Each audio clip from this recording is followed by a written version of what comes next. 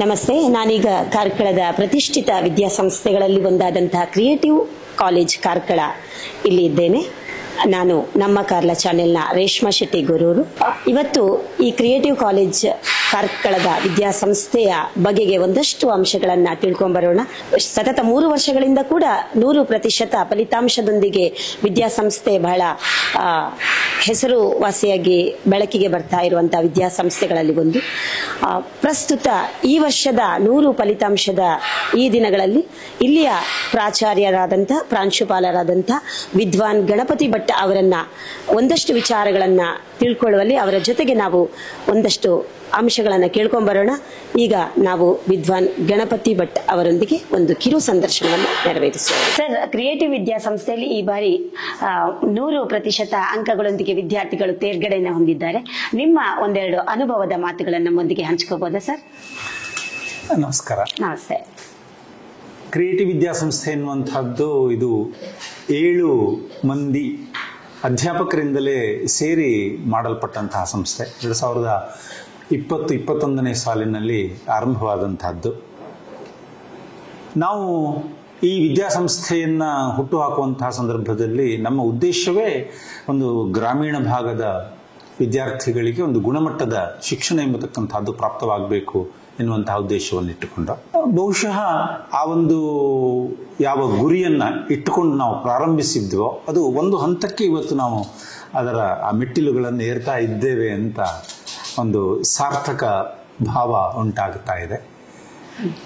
ಅಂತಂದರೆ ಸಾಧನೆ ಎಂಬತಕ್ಕಂಥದ್ದು ನಿರಂತರ. ಅದು ಇದಕ್ಕೆ ಆರಂಭ ಅಷ್ಟೇ ಇದೆ. ನಾನು ಆ ಸಾರ್ಥಕ ಭಾವ ಅಂದ ಕ್ಷಣದಲ್ಲಿ ಸಾಧಿಸಿ ಬಿಟ್ಟಿದ್ದೇವೆ ಅಂತ ಅರ್ಥ ಅಲ್ಲ. ಆ ಒಂದು ದಿಸೆಯಲ್ಲಿದ್ದೇವೆ ಎನ್ನುವಂತಹದ್ದಕ್ಕೆ ಒಂದು ಸಾರ್ಥಕ ಭಾವ ಅಷ್ಟೇ. ಆರಂಭದ ವರ್ಷದಲ್ಲಿ 173 ವಿದ್ಯಾರ್ಥಿಗಳೊಂದಿಗೆ ಈ ವಿದ್ಯಾದೇಗುಲ ಆರಂಭವಾಯಿತು. 2ನೇ ವರ್ಷದಲ್ಲಿ 380 ವಿದ್ಯಾರ್ಥಿಗಳು. ಈ ವರ್ಷ 582 ವಿದ್ಯಾರ್ಥಿಗಳು ಪರೀಕ್ಷೆಯನ್ನು ತೆಗೆದುಕೊಂಡ್ರು. ಈ 3 ವರ್ಷಗಳಲ್ಲಿಯೂ ಕೂಡ 100% ಫಲಿತಾಂಶ ದಾಖಲಾಗಿದೆ. ಇದಕ್ಕೆ ನಮ್ಮ ವಿದ್ಯಾರ್ಥಿಗಳ ನಿರಂತರವಾಗಿರತಕ್ಕಂತಹ ಪರಿಶ್ರಮ ಖಂಡಿತವಾಗಿಯೂ ಕೂಡ ಅದರಲ್ಲಿ ಸಂಶಯವೇ ಇಲ್ಲ. ಅದೇ ರೀತಿಯಲ್ಲಿ ಇಲ್ಲಿ ಯಾವ ರೀತಿಯದ್ದಾಗಿ ವಿದ್ಯಾರ್ಥಿಗಳು ತರಬೇತುಗೊಳ್ಳುತ್ತಾರೆ, ಪರೀಕ್ಷೆಗೆ ಯಾವ ರೀತಿಯಲ್ಲಿ ಸಿದ್ಧರಾಗ್ತಾರೆ, ಅವರನ್ನು ನಾವು ಅಣಿಗೊಳಿಸ್ತೇವೆ, ಇದೆಲ್ಲವೂ ಕೂಡ ಇಲ್ಲಿ ಒಂದು ರೀತಿಯಲ್ಲಿ ಪರಿಗಣಿಸಲ್ಪಡಬಹುದಾದಂತಹ ಅಂಶ. ಆ ನಿಟ್ಟಿನಲ್ಲಿ ಈ ಒಂದು ಫಲಿತಾಂಶ ಎಂಬತಕ್ಕಂಥದ್ದು ಅತ್ಯಂತ ಸಂತಸವನ್ನುಂಟು ಮಾಡುವಂತಹದ್ದಾಗಿದೆ. ಆರಂಭದ ವರ್ಷಗಳಲ್ಲಿ ಕೆಲವರು ಮಾತನಾಡಿದ್ದಿದೆ, ಕಡಿಮೆ ಸಂಖ್ಯೆಯಲ್ಲಿ 100% ಬರುತ್ತೆ ಎನ್ನುವಂತಹದ್ದು. ಆದರೆ 2 ಮತ್ತು 3ನೇ ವರ್ಷ ನಮ್ಮ ಫಲಿತಾಂಶವನ್ನು ನೋಡಿದಾಗ ಒಂದು ಸಮಾಜದಲ್ಲಿ ನಾವು ಗುರುತಿಸಲ್ಪಡ್ತಾ ಇದ್ದೇವೆ ಎನ್ನುವಂತಹದ್ದು ಸಾಬೀತಾಗ್ತಾ ಇದೆ. ಖಂಡಿತ ಇದೊಂದು ದಾಖಲೆಯ ರಿಸಲ್ಟ್ ಅಂತ ಹೇಳ್ಬೋದು. ಮಕ್ಕಳಲ್ಲಿ ಕೂಡ ಖುಷಿಯ ಹೊನಲನ್ನ ಹೊಮ್ಮಿಸಿದಂತಹ ರಿಸಲ್ಟ್, ಮತ್ತೆ ಹೆತ್ತವರಿಗೆ ಕೂಡ ಒಂದು ಅವಿನಾಭಾವ ಸಂಬಂಧವನ್ನ ಈ ಕ್ರಿಯೇಟಿವ್ ವಿದ್ಯಾಸಂಸ್ಥೆಯ ನಂಟಿನ ಜೊತೆಗೆ ಗಟ್ಟಿಗೊಳಿಸಿದೆ. ಈಗ ಮುಂದಿನ ದಿನಮಾನಗಳಲ್ಲಿ ಮತ್ತಷ್ಟು ವಿದ್ಯಾರ್ಥಿಗಳು ಹೆಚ್ಚಿನ ಸಂಖ್ಯೆಯಲ್ಲಿ ವಿದ್ಯಾದೇಗುಲವನ್ನ ಆಶ್ರಯಿಸಬಹುದು. ಮುಂದಿನ ದಿನಗಳಲ್ಲಿ ಸಂಖ್ಯೆ ಜಾಸ್ತಿ ಆದಾಗ ನಿಮ್ಮ ಪ್ರತಿಕ್ರಿಯೆ ಹೇಗಿರ್ತದೆ ಅಂತ, ವಿದ್ಯಾರ್ಥಿಗಳಿಗೆ ಯಾವ ರೀತಿಯ ಮುನ್ನೆಚ್ಚರಿಕಾ ಕ್ರಮಗಳನ್ನ ಮತ್ತೆ ಹೇಗೆ ಮುಂದುವರಿಬೇಕು ಅನ್ನುವಂತಹ ಒಂದು ವಿಚಾರಧಾರೆಗಳನ್ನ ತಿಳಿಸಿಕೊಡುತ್ತೆ. ಅಂದ್ರೆ ಸಂಖ್ಯೆ ಹೆಚ್ಚಾದಂತೆ ನಾವು ಆರಂಭದಲ್ಲಿ ಯಾವ ಸಂಖ್ಯೆಯನ್ನು ಇಟ್ಟುಕೊಂಡಿದ್ವೋ ಅದಕ್ಕೆ ಪೂರಕವಾಗಿ ಅದಕ್ಕೆ ಎಷ್ಟು ವ್ಯವಸ್ಥೆಯನ್ನು ಕಲ್ಪಿಸುವ, ಅಂದರೆ ವ್ಯವಸ್ಥಿತವಾದಂತಹ ಒಂದು ವ್ಯವಸ್ಥೆಯನ್ನು ಕಲ್ಪಿಸುವುದಕ್ಕೆ ಯಾವ ಪ್ರಮಾಣದ ಯಾವುದು ಮ್ಯಾನ್ ಫೋರ್ಸ್ ಬೇಕೋ ಆ ರೀತಿಯಲ್ಲೇ ನಾವು ಅದನ್ನು ರೂಢಿಸಿಕೊಂಡ್ವಿ. ಇಲ್ಲಿ ಸಂಖ್ಯೆ ಹೆಚ್ಚಾಗ್ತಾ ಹೋದಾಗೆ ಅದಕ್ಕೆ ಪ್ಯಾರಲಲ್ ಆಗಿ ಅದಕ್ಕೆ ಅನುಗುಣವಾಗಿ ವಿದ್ಯಾರ್ಥಿಗಳನ್ನು ನೋಡಿಕೊಳ್ಳುವಂಥವರ ಸಂಖ್ಯೆಯು ಕೂಡ ಏರಿಕೆ ಆಗುತ್ತೆ. ಹಾಗಾಗಿ ವ್ಯವಸ್ಥೆಯಲ್ಲಿ ಏನು ಕೂಡ ಬದಲಾವಣೆ ಆಗೋದಿಲ್ಲ.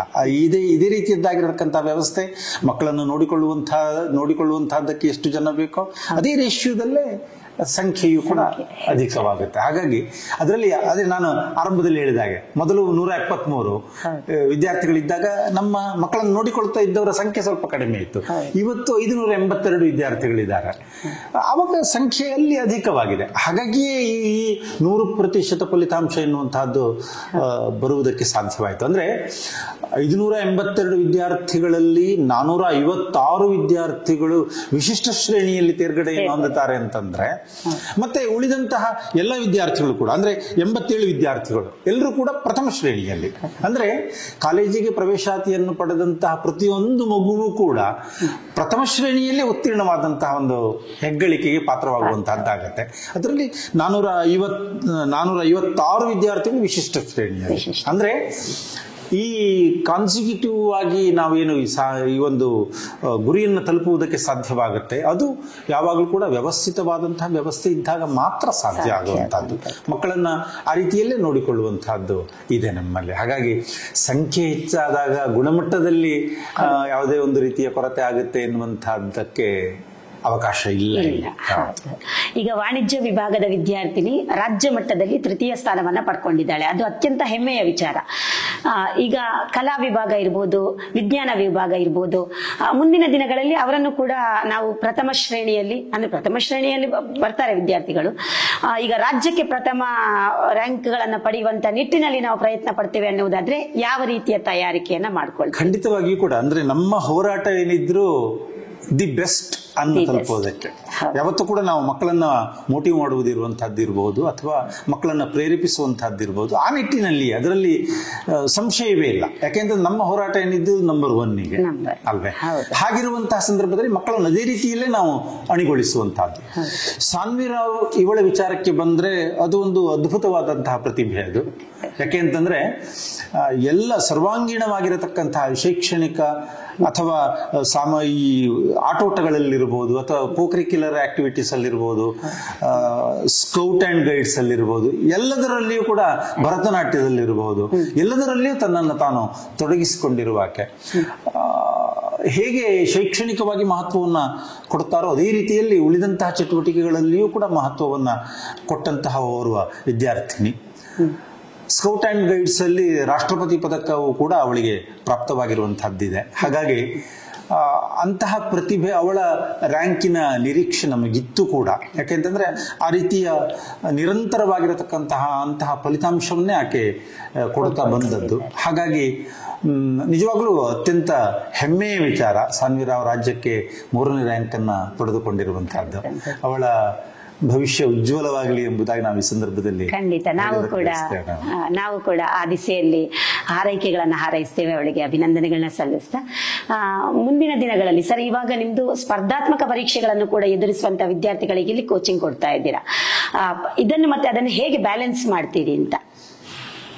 ಬ್ಯಾಲೆನ್ಸ್ ಅಂತಂದ್ರೆ ಎರಡನ್ನೂ ಕೂಡ ಸಮಾನವಾಗಿ ನೋಡಿಕೊಂಡು ಹೋಗುವಂತಹದ್ದು. ಒಂದು ಈ ಬೋರ್ಡ್ ಎಕ್ಸಾಮ್ ಎನ್ನುವಂತಹದ್ದು ಒಂದು ಪ್ರಕಾರದ ಪರೀಕ್ಷಾ ಪದ್ಧತಿ ಆದ್ರೆ, ಕಾಂಪಿಟೇಟಿವ್ ಎಕ್ಸಾಮ್ಸ್ ಎನ್ನುವಂತಹದ್ದು ಇನ್ನೊಂದು ರೀತಿಯದ್ದು. ಅಂದ್ರೆ ಕಾಂಪಿಟೇಟಿವ್ ಎಕ್ಸಾಮ್ಸ್ ಎನ್ನುವಂತಹದ್ದು ಏನಿದೆ, ಇದು ದೇಶ ಮಟ್ಟದಲ್ಲಿ ನಡೆಯುವಂತಹದ್ದು. ನೀಟ್ ಇರಬಹುದು ಅಥವಾ JEE ಇರಬಹುದು. ಇನ್ನು CET ಅಂತ ಹೇಳಿ ಬಂದ್ರೆ ರಾಜ್ಯ ಮಟ್ಟಕ್ಕೆ ಸೀಮಿತವಾಗುವಂತಹದ್ದು. ಇಲ್ಲಿ ಅದಕ್ಕೆ ಪೂರಕವಾಗಿರತಕ್ಕಂತಹ ನಾವು ಸ್ಟಡಿ ಮಟೀರಿಯಲ್ಗಳನ್ನು ನಾವು ನಮ್ಮ ನುರಿತ ಪರಿಣತ ಉಪನ್ಯಾಸಕರು ಸಿದ್ಧಪಡಿಸ್ತಾರೆ. ತದನುಗುಣವಾಗಿ ಅವರಿಗೆ ಪಾಠ ಪ್ರವಚನ ಎಂಬತಕ್ಕಂತಹದ್ದು, ಕೋಚಿಂಗ್ ಎನ್ನುವಂತಹದ್ದು ನಡೆಯುತ್ತದೆ. ನಮ್ಮಲ್ಲಿ ಇಂಟಿಗ್ರೇಟೆಡ್ ಆಗಿ ಕ್ಲಾಸಸ್ ನಡೆಯುವಂತಹದ್ದು. ಅಂದ್ರೆ ಇಂಟಿಗ್ರೇಟೆಡ್ ಅಂತಂದ್ರೆ ಈ ಸ್ಟೇಟ್ ಬೋರ್ಡಿಗೆ ಸಂಬಂಧಪಟ್ಟಂತಹ ಸಿಲೆಬಸ್ ಅನ್ನೇನು ಟೀಚ್ ಮಾಡ್ತೇವೋ ಅದರ ಜೊತೆಗೇನೆ ಒಂದು ಚಾಪ್ಟರ್ ಅಥವಾ ಒಂದು ಟಾಪಿಕ್ ಕಂಪ್ಲೀಟ್ ಆಗ್ತಿದ್ದ ಹಾಗೆ ಅದಕ್ಕೆ ಸಂಬಂಧಪಟ್ಟಂತಹ ಯಾವ ಕಾಂಪಿಟೇಟಿವ್ ಎಕ್ಸಾಮ್ಸಿಗೆ ಯಾವ ರೀತಿಯಲ್ಲಿ ಸಿದ್ಧರಾಗಬೇಕು ಎನ್ನುವಂತಹದ್ದನ್ನು ಮಕ್ಕಳಿಗೆ ತಿಳಿಸಿಕೊಡುವಂತಹದ್ದು, ಕೋಚಿಂಗ್ ಮಾಡುವಂತಹದ್ದು ಮಾಡಲಾಗುತ್ತೆ. ಅಂದ್ರೆ ಇಲ್ಲಿ ಬೋರ್ಡಿಗೆ ಯಾವ ರೀತಿಯಲ್ಲಿ ನಾವು ಸಿದ್ಧರಾಗಬೇಕು, ಅದೇ ಕಾಂಪಿಟೇಟಿವ್ಗೆ ಆಗುವಾಗ ಯಾವ ರೀತಿಯಲ್ಲಿ ಸಿದ್ಧರಾಗಬೇಕು ಎಂಬಂತ ವಿಚಾರ ಅಲ್ಲೇ ಅವರಿಗೆ ಮನವರಿಕೆ ಆಗುತ್ತಾ ಹೋಗುತ್ತೆ. ಸಹಜವಾಗಿಯೇ ಇಲ್ಲಿ ಎರಡೂ ಕಡೆಯಲ್ಲಿ ಅಂದ್ರೆ ರಿವಿಷನ್ ಆದ ಹಾಗೆ ಮಕ್ಕಳಿಗೆ ಆ ಸಂದರ್ಭದಲ್ಲಿ ಇಲ್ಲಿ ಬೋರ್ಡಿಗೆ ಸಂಬಂಧಪಟ್ಟಂತೆ ಸಿದ್ಧರಾಗುವುದು ಹೇಗೆ, ಕಾಂಪಿಟೇಟಿವ್ಗೆ ಸಿದ್ಧರಾಗುವಂತಹದ್ದು ಹೇಗೆ, ಈ ಎರಡು ಒಟ್ಟೊಟ್ಟಿಗೆ ಸಿಗುವುದರಿಂದಾಗಿ ಅವರ ಕಲಿಕೆಯಲ್ಲಿ ಒಂದು ಕ್ಲಾರಿಟಿ ಎಂಬತಕ್ಕಂಥದ್ದು ಸಿಗುತ್ತೆ. ಹಾಗಾಗಿ ಹೆಚ್ಚು ಫೋಕಸ್ ಆಗಿ ಅವರು ಸ್ಟಡಿಯನ್ನ ಮಾಡ್ತಾರೆ. ಈಗ ನಿಮ್ದೇ ಕ್ರಿಯೇಟಿವ್ ವಿದ್ಯಾಸಂಸ್ಥೆಯ ಬೇರೆ ಅಂಗಸಂಸ್ಥೆಗಳಿದ್ದಾವೆ. ಈಗ ಉಡುಪಿಯಲ್ಲಿರಬಹುದು, ಹಾಸನದಲ್ಲಿರಬಹುದು. ಉಡುಪಿ ಈ ವರ್ಷದ ಆರಂಭಿಕ ಹಂತದಲ್ಲಿ ಪ್ರತಿಶತ 100 ದಾಖಲೆಯನ್ನು ನಿರ್ಮಿಸಿದೆ, 100 ದಾಖಲಾತಿಯ ಅಂಕಗಳೊಂದಿಗೆ. ಇದಕ್ಕೆ ಉತ್ತರಿಸೋದಾದ್ರೆ ಏನ್ ಹೇಳ್ತೀರಿ? ಅಂದ್ರೆ ಅದೇ ಕ್ರಿಯೇಟಿವ್ ವಿದ್ಯಾಸಂಸ್ಥೆ ಎನ್ನುವಂತಹದ್ದೇನಿದೆ, ಇದು ತನ್ನದ್ದೇ ಆಗಿರತಕ್ಕಂತಹ ಒಂದಿಷ್ಟು ಗುಣಮಟ್ಟದ ಕಲಿಕಾ ಪದ್ಧತಿಗಳನ್ನ, ಕಲಿಕಾ ಮಟೀರಿಯಲ್ಗಳನ್ನು ಹೊಂದಿರುವಂತಹದ್ದಾಗಿದೆ. ಹಾಗಾಗಿ 3 ವಿದ್ಯಾಸಂಸ್ಥೆಗಳಲ್ಲಿಯೂ ಸಮಾನವಾಗಿರತಕ್ಕಂತಹ ಕಲಿಕಾ ಪದ್ಧತಿಗಳು, ಮಕ್ಕಳನ್ನ ನಾವು ಮಾನಿಟರ್ ಮಾಡುವಂತಹದ್ದಿರ್ಬೋದು, ಮಕ್ಕಳನ್ನು ಪ್ರೋತ್ಸಾಹಿಸುವಂತಹದ್ದಿರ್ಬೋದು, ಮಕ್ಕಳನ್ನು ಆಗಾಗ ಮೋಟಿವೇಟ್ ಮಾಡಿಕೊಂಡು ಅವರನ್ನು ನಿರಂತರ ಕಲಿಕೆಯಲ್ಲಿ ತಮ್ಮನ್ನು ತಾವು ತೊಡಗಿಸಿಕೊಳ್ಳುವಂತೆ ಅವರನ್ನು ಪ್ರೇರೇಪಣೆಯನ್ನು ಮಾಡುವಂತಹದ್ದಿರ್ಬೋದು. ಎಲ್ಲ ಅಂಶಗಳು ಇಲ್ಲಿ ಪರಿಗಣಿಸಲ್ಪಡುವಂತಹದ್ದಾಗುತ್ತೆ. ಉಡುಪಿ ಕ್ರಿಯೇಟಿವ್ PU ಕಾಲೇಜನ್ನು ಈ ವರ್ಷ ನಾವು ಅಲ್ಲಿ ಆಡಳಿತಾತ್ಮಕವಾಗಿರತಕ್ಕಂತಹ ಜವಾಬ್ದಾರಿಯನ್ನು ತೆಗೆದುಕೊಂಡ ಮೇಲೆ ಮೊದಲ ರಿಸಲ್ಟ್ ಇದು. ಅಲ್ಲಿ 100 ಫಲಿತಾಂಶ ಬಂದಿದೆ ಈ ಸಾರಿ. ಇದು ಅತ್ಯಂತ ಸಂತಸವನ್ನು ತಂದುಕೊಡುವಂತಹ ವಿಚಾರ. ಅದೇ ರೀತಿಯಲ್ಲಿ ಹಾಸನದಲ್ಲಿಯೂ ಕೂಡ ಅತ್ಯಂತ ಉತ್ತಮವಾಗಿರತಕ್ಕಂತಹ ರಿಸಲ್ಟೇ ಬಂದಿದೆ. ಅಂದ್ರೆ ಈ 100% ಎಂಬತಕ್ಕಂತಹದ್ದು ಈ ಕಲಿಕೆಯಲ್ಲಿ ಉನ್ನತ ಮಟ್ಟದಲ್ಲಿ ಅಥವಾ ಉನ್ನತ ಶ್ರೇಣಿಯಲ್ಲಿ ಇರುವಂತಹ ವಿದ್ಯಾರ್ಥಿಯ ಕಡೆಗೆ ಗಮನ ಹರಿಸುವುದರ ಜೊತೆಗೆ ಯಾರು ಕಲಿಕೆಯಲ್ಲಿ ಸ್ವಲ್ಪ ಹಿಂದುಳಿದಿರುತ್ತಾರ ಅವರನ್ನ ಆ ಉನ್ನತ ಮಟ್ಟಕ್ಕೆ ಕರೆದುಕೊಂಡು ಹೋಗುವಂತಹದ್ದು ಹೇಗೆ, ಅವರನ್ನು ನಿರಂತರವಾಗಿ ಅವರನ್ನ ನಾವು ಸಂಪರ್ಕದಲ್ಲಿಟ್ಟುಕೊಳ್ಳುವಂತಹದ್ದು, ಅವರಿಗೆ ಕಲಿಕಾ ಪದ್ಧತಿಗಳನ್ನು ಹೆಚ್ಚು ಮನವರಿಕೆಯನ್ನ ಮಾಡಿಸುವಂತಹದ್ದು, ಈ ಎಲ್ಲ ಕಲಿಕಾ ಕ್ರಮಗಳು ನಮ್ಮಲ್ಲಿ 100% ಫಲಿತಾಂಶ ಬರೋದಕ್ಕೆ ಸಾಧ್ಯವಾಗಿದೆ ಅಂತ ತಮ್ಮ ಅನುಭವದ ಪ್ರಕಾರ ಕೇವಲ ನಾವು ವಿದ್ಯಾರ್ಥಿಗಳನ್ನು ನಿರ್ಮಿಸೋದಲ್ಲ, ವಿದ್ಯಾರ್ಥಿಗಳ ಭವಿಷ್ಯವನ್ನ ರೂಪಿಸಲಿಕ್ಕೆ ಯಾವ ರೀತಿಯ ಎಲ್ಲ ಪೂರ್ವ ತಯಾರಿಕೆಗಳು ಬೇಕು ಅದನ್ನ ಕ್ರಿಯೇಟಿವ್ ಅಂತೂ ಖಂಡಿತ ಮಾಡ್ತೇವೆ ಅನ್ನುವಂತ ಮನವರಿಕೆಯನ್ನ ನಮ್ಗಂತೂ ಮಾಡಿಕೊಟ್ಟಿದ್ದೀರಿ. ಮುಂದಿನ ದಿನಗಳಲ್ಲಿ ಈಗ ಕ್ರಿಯೇಟಿವ್ ಅನ್ನ ಮತ್ತಷ್ಟು ಬೇರೆ ಕಡೆಗಳಲ್ಲಿ ನಾವು ಎನ್ಲಾರ್ಜ್ ಮಾಡಬೇಕು ಅನ್ನುವಂತ ಉದ್ದೇಶ ಏನಾದ್ರೂ ಹೊಂದಿದ್ದೀರಾ ಸರ್? ಹೇಗೆ ವಿದ್ಯಾರ್ಥಿಗಳನ್ನ ಒಂದು ಕೇವಲ ಶೈಕ್ಷಣಿಕವಾಗಿ ಉನ್ನತ ಮಟ್ಟಕ್ಕೇರಿಸುವುದರ ಜೊತೆಗೆ ಉತ್ತಮ ನಾಗರಿಕರಾಗಬೇಕು. ಹೌದು, ಖಂಡಿತ. ವಿದ್ಯೆ ಅಥವಾ ಈ ಶಿಕ್ಷಣ ಎಂಬತಕ್ಕಂಥದ್ದು ಮುಂದಿನ ಪೀಳಿಗೆಯಲ್ಲಿ ಒಂದು ನಾಗರಿಕತೆಯನ್ನು ಉಂಟು ಮಾಡುವಂತಹದ್ದಾಗಬೇಕು. ಸಾಮಾಜಿಕ ಜವಾಬ್ದಾರಿ ಇರಬಹುದು, ತಾನು ಯಾವ ರೀತಿಯಲ್ಲಿ ಸಮಾಜಕ್ಕೆ ತೆರೆದುಕೊಳ್ಳಬೇಕು, ತನ್ನಿಂದ ಸಮಾಜಕ್ಕೆ ಯಾವ ರೀತಿಯ ಉಪಕಾರ ಎಂಬತಕ್ಕಂಥದ್ದು ಪ್ರಾಪ್ತವಾಗಬೇಕು ಎನ್ನುವ ಆ ಒಂದು ತಳಹದಿಯಲ್ಲಿ ಈ ವಿಷಯ ಜ್ಞಾನ ಎಂಬತಕ್ಕಂಥದ್ದು ಪ್ರಾಮುಖ್ಯತೆಯನ್ನು ಪಡೆದುಕೊಳ್ಳುವಂತಹದ್ದಾಗತ್ತೆ. ಹಾಗಾಗಿ ಆ ನಿಟ್ಟಿನಲ್ಲಿ ನಮ್ಮಲ್ಲಿ ನಾವು ವಿದ್ಯಾರ್ಥಿಗಳಿಗೆ ಶೈಕ್ಷಣಿಕವಾಗಿರತಕ್ಕಂತಹ ಉನ್ನತಿಯ ಜೊತೆಗೆ ಒಂದಿಷ್ಟು ಸಂಸ್ಕಾರಗಳನ್ನು ಕೊಡತಕ್ಕಂಥ ಕಾರ್ಯಕ್ರಮಗಳನ್ನು ನಾವು ಮಾಡ್ತಾ ಬಂದಿದ್ದೇವೆ. ಅಂದ್ರೆ ವಿದ್ಯಾರ್ಥಿಗಳಲ್ಲಿ ಯಾವ ರೀತಿ ಒಂದು ನೈತಿಕತೆ ಎಂಬತಕ್ಕಂಥದ್ದು ಸಿದ್ಧವಾಗಬೇಕು. ಯಾವುದು ಸರಿ, ಯಾವುದು ತಪ್ಪು, ಸಮಾಜದಲ್ಲಿ ಯಾವ ರೀತಿಯಲ್ಲಿ ಇದ್ರೆ ಗೌರವಾದರಗಳು ಪ್ರಾಪ್ತವಾಗ್ತದೆ, ಈ ಎಲ್ಲ ವಿಚಾರಗಳು ಕೂಡ ಪ್ರಧಾನವಾಗುವಂತಹದ್ದಾಗುತ್ತೆ. ಒಬ್ಬ ನಾಗರಿಕ ಅಂತಂದ್ರೆ ಎಲ್ಲಾ ರೀತಿಯ ಜವಾಬ್ದಾರಿಯನ್ನು ಆತ ಕಲಿತುಕೊಳ್ಬೇಕು. ಈಗ PUC ಮಕ್ಕಳು ಅಂತಂದ್ರೆ ಇನ್ನೇನು ಬೆಳೀತಾ ಇರುವಂತಹ ಮಕ್ಕಳು, ಅವರಿಗೆ ವ್ಯವಸ್ಥಿತವಾದಂತಹ ರೀತಿಯಲ್ಲಿ ಅದು ಆ ರೀತಿಯ ಒಂದು ಪ್ರೇರಣೆ ಎಂಬತಕ್ಕಂಥದ್ದು ಪ್ರಾಪ್ತವಾದಾಗ ಮಾತ್ರ ಅದು ಸಾಧ್ಯ. ನೀವು ಇನ್ನೊಂದು ಪ್ರಶ್ನೆಯನ್ನು ಕೇಳಿದ್ರಿ, ರಾಜ್ಯಾದ್ಯಂತ ಮಾಡುವಂತಹ ಉದ್ದೇಶ ಇದೆಯಾ ಅಥವಾ ಬೇರೆ ಬೇರೆ ಕಡೆಗಳಲ್ಲಿ ಅಂತ. ಖಂಡಿತ ಇದೆ. ಆದರೆ ಗುಣಮಟ್ಟದ ಎಲ್ಲಿಯೇ ನಾವು ವಿದ್ಯಾಸಂಸ್ಥೆಯನ್ನು ಪ್ರಾರಂಭಿಸಿದ್ರು ಕೂಡ ಗುಣಮಟ್ಟದಲ್ಲಿ ಎಲ್ಲಿಯೂ ಕೂಡ ನಾವು ಕಾಂಪ್ರಮೈಸ್ ಆಗುವಂತಹ ವಿಚಾರ ಇಲ್ಲ.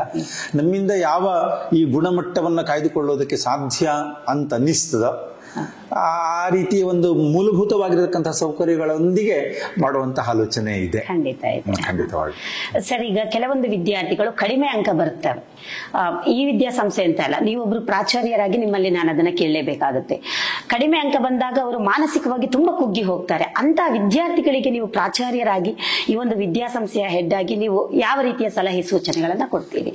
ಖಂಡಿತವಾಗಿ ಕೂಡ ಅಂದ್ರೆ ನಾವು ಹೇಗೆ ಉನ್ನತ ಶ್ರೇಣಿಯಲ್ಲಿ ತೇರ್ಗಡೆಯನ್ನು ಹೊಂದತಕ್ಕಂತಹ ವಿದ್ಯಾರ್ಥಿಗಳ ಕುರಿತಾಗಿ ಗಮನವನ್ನು ಹರಿಸ್ತೇವೆಯೋ ಅದೇ ರೀತಿಯಲ್ಲಿ ಈ ಸ್ವಲ್ಪ ಕಲಿಕೆಯಲ್ಲಿ ಹಿಂದುಳಿಯುವಂತಹ ವಿದ್ಯಾರ್ಥಿಗಳನ್ನು ಕೂಡ ನಾವು ಆ ರೀತಿಯ ಪ್ರತಿ ಪರೀಕ್ಷೆ ನಡೆದಂತಹ ಸಂದರ್ಭದಲ್ಲಿಯೂ ಕೂಡ ಸ್ವಲ್ಪ ಅಂಕಗಳ ಗಳಿಕೆಯಲ್ಲಿ ಸ್ವಲ್ಪ ಕಡಿಮೆ ಏನಾದರೂ ಬಂದರೆ ಅಂತಹ ವಿದ್ಯಾರ್ಥಿಗಳನ್ನು ನಾವು ಕರೆದು ಮಾತನಾಡ್ತೇವೆ, ಅವರನ್ನು ಮೋಟಿವ್ ಮಾಡ್ತೇವೆ, ಅವರನ್ನ ಏನು ಹೆದರಬೇಡ, ಮುಂದೆ ಖಂಡಿತ ಅವರನ್ನ ಒಟ್ಟಿನಲ್ಲಿ ಅವರಲ್ಲಿ ಒಂದು ಕಾನ್ಫಿಡೆನ್ಸ್ ಅನ್ನು ತುಂಬುವಂತಹ ಕಾರ್ಯವನ್ನು ನಾವು ಆಗಾಗ ಮಾಡ್ತಾ ಇರ್ತೇವೆ. ನಾವು 7 ಮಂದಿ ಸಂಸ್ಥಾಪಕರು ಈ ರೀತಿಯದ್ದಾಗಿರತಕ್ಕಂಥ ಕಾರ್ಯಗಳನ್ನು ನಿರಂತರವಾಗಿ ಮಾಡ್ತಾ ಇರ್ತೇವೆ. ಅಂದ್ರೆ ಮಕ್ಕಳು ಎಲ್ಲಿ ಸಿಗಲಿ, ನಾವು ಸಾಮಾನ್ಯವಾಗಿ ಕ್ಯಾಂಪಸ್ ಅಲ್ಲಿ ಇರ್ತೇವೆ, ಮಕ್ಕಳು ಫ್ರೀ ಆಗಿದ್ದಾಗ ಎಲ್ಲಿ ಸಿಕ್ಕರೂ ಕೂಡ ಅವರ ಯೋಗಕ್ಷೇಮವನ್ನು ವಿಚಾರಿಸುವಂತಹದ್ದು, ಅವರನ್ನ ಒಂದು ರೀತಿಯಲ್ಲಿ ಬೆನ್ನು ತಟ್ಟಿ ಅವರನ್ನು ಪ್ರೋತ್ಸಾಹಿಸುವಂತಹ ಮಾತುಗಳನ್ನು ಆಡುವಂತಹದ್ದು. ನಿಮ್ಮೊಂದಿಗೆ ನಾವಿದ್ದೇವೆ, ಯಾವುದಕ್ಕೂ ಕೂಡ ನೀವು ಭಯಪಡಬೇಕಾಗಿಲ್ಲ. ಇವತ್ತು ಅಂಕಗಳು ಕಡಿಮೆ ಬಂದಿದೆಯಾ, ನಾಳೆ ಬರುತ್ತೆ ಅಲ್ವಾ? ಆ ರೀತಿಯ ಕಾನ್ಫಿಡೆನ್ಸ್ ಲೆವೆಲ್ ಅನ್ನು ನಾವು ಅಧಿಕ ಮಾಡುವುದರ ಜೊತೆಗೆ ಕಲಿಕೆಯಲ್ಲೂ ಅವರನ್ನು ತೊಡಗಿಕೊಳ್ಳುವಂತೆ ನೋಡಿಕೊಳ್ತೇವೆ. ಅಂದ್ರೆ ಅವರಿಗೆ ಎಷ್ಟು ವಿಷಯ ತಿಳುವಳಿಕೆ ಉಂಟಾಗಿದೆ, ಅರಿವು ಉಂಟಾಗಿದೆ ಎನ್ನುವಂತಹದ್ದನ್ನು ನಾವು ಮನಗಂಡು ಅವರಿಗೆ ಈಸಿಯಾಗಿ ಸುಲಭವಾಗಿ ಹೇಗೆ ವಿಷಯವನ್ನು ಅರ್ಥೈಸಿಕೊಳ್ಳೋದಕ್ಕೆ ಸಾಧ್ಯ ಎನ್ನುವಂತಹ ರೀತಿಯ ವಿಶೇಷ ಕಲಿಕಾ ತರಗತಿಗಳನ್ನು ಕೂಡ ನಾವು ನಡೆಸ್ತೇವೆ. ಹಾಗಾಗಿ ನಮ್ಮಲ್ಲಿ ಪ್ರವೇಶಾತಿಯನ್ನು ಹೊಂದಿದಂತಹ ಯಾವೊಬ್ಬ ವಿದ್ಯಾರ್ಥಿಯನ್ನು ಕೂಡ ಅವನಷ್ಟಕ್ಕೆ ಬಿಟ್ಟು ಬಿಡುವುದು ಎನ್ನುವಂತಹದ್ದಿಲ್ಲ. ಅಂದ್ರೆ ಒಂದು ರೀತಿಯ ಹಿತವಾದಂತಹ ವಾತಾವರಣ ನಮ್ಮಲ್ಲಿ ಪ್ರಾಪ್ತವಾಗಬೇಕು. ಆ ರೀತಿಯಲ್ಲಿ ಮಕ್ಕಳನ್ನ ನೋಡಿಕೊಳ್ಳುವಂತಹ ಒಂದು ಯೋಜನೆಯನ್ನ ನಾವು ರೂಪಿಸಿಕೊಂಡಿದ್ದೀರಿ. ಒಟ್ಟು ಈಗ ವಿದ್ಯಾರ್ಥಿಗಳಿಗೆ ಎಷ್ಟು ಗಂಟೆಯ ನಿರಂತರ ಅಧ್ಯಯನದಿಂದ ಅವರು ಒಂದು ಉತ್ತಮ ಗುಣಮಟ್ಟದ ರಿಸಲ್ಟ್ ಅನ್ನ ಕೊಡ್ಲಿಕ್ಕೆ ಸಾಧ್ಯ ಆಗ್ಬೋದು ಅನ್ನೋದು ನಿಮ್ಮ ಕಲ್ಪನೆ ಅಥವಾ ನಿಮ್ಮ ಆಲೋಚನೆಯ ಪ್ರಕಾರ ಹೇಳೋದ? ಅದು ಹೇಳೋದು ಸ್ವಲ್ಪ ಕಷ್ಟ. ಯಾಕೆ ಅಂತಂದ್ರೆ ಒಬ್ಬೊಬ್ಬರ IQ ಲೆವೆಲ್ ಭಿನ್ನವಾಗಿರುವಂತಹದ್ದಾಗುತ್ತೆ. ಒಬ್ಬ ವಿದ್ಯಾರ್ಥಿಗೆ ಒಮ್ಮೆ ಓದಿದ್ರೆ ಅಥವಾ ಇನ್ನು ಕೆಲವು ವಿದ್ಯಾರ್ಥಿಗಳಿಗೆ ಕೇಳಿದ್ರೆ ಸಾಕು, ಎಲ್ಲವೂ ನೆನಪಿನಲ್ಲಿ ಉಳಿಯುವಂತಹದ್ದು, ಅರ್ಥೈಸಿಕೊಳ್ಳುವಂತಹದ್ದನ್ನ ಮಾಡ್ತಾನೆ. ಇನ್ನು ಕೆಲವು ವಿದ್ಯಾರ್ಥಿಗಳು 1 ಸಾರಿಯೋ 2 ಸಾರಿಯೋ ಅಥವಾ 3 ಸಾರಿಯೋ ಓದಿ ಮನದಟ್ಟು ಮಾಡಿಕೊಳ್ಳಬೇಕಾದಂತಹ ಅವಶ್ಯಕತೆ ಇರುತ್ತೆ. ಅದಕ್ಕೆ ನಾನಾ ಕಾರಣಗಳು. ಅಂತಹ ಸಂದರ್ಭದಲ್ಲಿ ಅಂತಹ ವಿದ್ಯಾರ್ಥಿಗಳನ್ನು ಗುರುತಿಸಿ ಅವರಿಗೆ ಯಾವ್ಯಾವ ರೀತಿಯದ್ದಾಗಿರತಕ್ಕಂತಹ ಕಲಿಕಾ ಕ್ರಮಗಳು ಬೇಕೋ ಅದನ್ನು ಒದಗಿಸುವಂತಹದ್ದು ನಮ್ಮ ಜವಾಬ್ದಾರಿ. ಹಾಗಾಗಿ ಈ ಎಲ್ಲ ಕ್ರಮಗಳು ಜಾರಿಯಲ್ಲಿರುವುದರಿಂದಾಗಿ 100 ಫಲಿತಾಂಶ ಎಂಬುದಾಗಿ ಹೇಳಬಹುದು. ಖಂಡಿತ ಮುಂದಿನ ದಿನಗಳಲ್ಲಿ ಈ 100% ಫಲಿತಾಂಶಗಳನ್ನ ನಾವೆಲ್ಲೂ ಬಿಟ್ಟುಕೊಡೋದಿಲ್ಲ ಅನ್ನುವಂಥದ್ದು ನಿಮ್ಮ ನಿಲುವು. ಹಾಗೆ ನಿಲುವು. ಯಾಕೆಂತಂದ್ರೆ 3 ವರ್ಷದಿಂದಲೂ ಕೂಡ ಸತತವಾಗಿ ಅಂದ್ರೆ ಹ್ಯಾಟ್ರಿಕ್, ಒಂದು ರೀತಿಯಲ್ಲಿ ಹ್ಯಾಟ್ರಿಕ್ ಪ್ರತಿಶತ 100 ಫಲಿತಾಂಶ ಬಂದಿದೆ. ಉದ್ದೇಶ ನಮ್ಮದು ಅದುವೇ. ಆದ್ರೆ ಎಲ್ಲಾ ಸಂದರ್ಭದಲ್ಲಿಯೂ ಅದುವೇ ಆಗುತ್ತೆ ಅಂತ ಹೇಳಲಿಕ್ಕೂ ಆಗೋದಿಲ್ಲ. ಯಾಕೆಂತಂದ್ರೆ ಬೇರೆ ಬೇರೆ ಕಾರಣಗಳಿರುವಂತಹದ್ದು. ಅದಕ್ಕೆ ನಮ್ಮ ಪರಿಶ್ರಮ ಅಥವಾ ನಮ್ಮ ಪ್ರೋತ್ಸಾಹ, ವಿದ್ಯಾರ್ಥಿಗಳ ಮನೋಭಾವ, ಇವುಗಳ ಜೊತೆಗೆ ಆ ಭಗವಂತನ ಅನುಗ್ರಹವೂ ಕೂಡ ಇದಕ್ಕೆ ಇರಬೇಕು. ಯಾಕೆಂತಂದ್ರೆ ಷಡ್ಭಿರ್ಯತ್ನ ಮನುಷ್ಯಾಣಂ ಸಪ್ತಮಂ ದೈವ ಚಿಂತನಂ ಅಂತ ಹೇಳ್ತಾರೆ ನಮ್ಮಲ್ಲಿ. 6 ಪ್ರಮಾಣದ ಪ್ರಯತ್ನವನ್ನು ನಾವು ಮಾಡಬಹುದು. 7ನೇ ಪ್ರಮಾಣದ ಫಲಿತಾಂಶ ಎನ್ನುವಂತಹದ್ದೇನಿದೆ ಅದೇನಿದ್ರು ಅವನ ಕೈಯಲ್ಲಿ ಇರುವಂತಹದ್ದು. ಅನುಗ್ರಹ ಇದೆ ಅಂತ ಅಂದ್ಕೊಂಡಿದ್ದೇವೆ. ಯಾಕೆಂತಂದ್ರೆ 3 ವರ್ಷದಿಂದ 100% ಫಲಿತಾಂಶ ಪ್ರಾಪ್ತವಾಗ್ತಾ ಇದೆ. ಮುಂದಿನ ದಿನಗಳಲ್ಲಿಯೂ ನಮ್ಮ ಈ ಪರಿಶ್ರಮ, ಈ ಒಂದು ಪ್ರೋತ್ಸಾಹ, ಈ ಒಂದು ವಿದ್ಯಾರ್ಥಿಗಳಿಗೆ ನಮ್ಮಿಂದ ಏನು ಕೊಡಬೇಕೋ ಅದನ್ನೆಲ್ಲ ಕೊಡುವಂತಹ ಧ್ಯೇಯ ಒಂದು ಖಂಡಿತವಾಗಿ ಕೂಡ ಮುಂದುವರಿಯುತ್ತದೆ. ಪ್ರಾಮಾಣಿಕ ಪ್ರಯತ್ನಕ್ಕೆ ತಕ್ಕ ಪ್ರತಿಫಲ ಅಂತೂ ಇದ್ದೇ ಇದೆ ಎನ್ನುವಂತಹ ವಿಚಾರದಲ್ಲಿ ನಂಬಿಕೆ ಉಳ್ಳವರು ನಾವೆಲ್ಲರೂ ಕೂಡ. ಹಾಗಾಗಿ ಬಹುಶಃ ಅದು ಕಂಟಿನ್ಯೂ ಆಗಬಹುದು. ಹೌದು. ಅಂದ್ರೆ ಜನರ ನಿಲುವು ಕೂಡ ಅದೇ ಇದೆ. ಕ್ರಿಯೇಟಿವ್ ಅಂದ ತಕ್ಷಣ ಅದೊಂದು ಕ್ರಿಯೇಟಿವಿಟಿಯನ್ನ ಹುಟ್ಟು ಹಾಕುವಂತ ವಿದ್ಯಾಸಂಸ್ಥೆ ಅಂತ ಸಾಮಾಜಿಕವಾಗಿ ಈಗ ಜನರಲ್ಲಿ ಒಂದು ಬೇರೂರಿರ್ತಕ್ಕಂತಹ ಅಂಶ ಆಗಿದೆ. ಮುಂದಿನ ದಿನಗಳಲ್ಲಿ ಕೂಡ ಕ್ರಿಯೇಟಿವ್ ಅತ್ಯದ್ಭುತವಾದಂತಹ ಸಾಧನೆ ಮಾಡಲಿ ಅನ್ನೋದು ನಮ್ಮೆಲ್ಲರ ಆಶಯ ಕೂಡ ಆಗಿದೆ. ಆ ದಿಸೆಯಲ್ಲಿ ಕ್ರಿಯೇಟಿವ್ ಖಂಡಿತ 100% ಪ್ರಯತ್ನಗಳನ್ನ ಖಂಡಿತ 100ರ ಮೇಲೆ ಪ್ರಯತ್ನವನ್ನ ಪಡ್ತದೆ ಅನ್ನುವಂಥ ನಮ್ಮೆಲ್ಲರ ಅಭಿಪ್ರಾಯ ಕೂಡ. ಆ ನಿಟ್ಟಿನಲ್ಲಿ ಪ್ರಯತ್ನಗಳಿಗೆ ಸಹಕಾರ ಸಿಗ್ಲಿ, ಭಗವಂತನ ದಯೆ ಅನುಗ್ರಹ ಕೂಡ ಆಗ್ಲಿ ಅಂತ ಹೇಳ್ತಾ ಅತ್ಯದ್ಭುತವಾದ ವಿಚಾರಧಾರೆಗಳನ್ನ ನಮಗೊಂದಿಗೆ ಹಂಚಿಕೊಂಡಿದ್ದೀರಿ ಸರ್. ತುಂಬಾ ಖುಷಿ ಆಯ್ತು. ಖಂಡಿತ ಮುಂದಿನ ದಿನಗಳಲ್ಲಿ ಕೂಡ ಆ ಪ್ರಯತ್ನಗಳ ದಾರಿಯಲ್ಲಿ ಯಶಸ್ಸು ನಿಮ್ಗೆ ಖಂಡಿತ ಇರ್ಲಿ.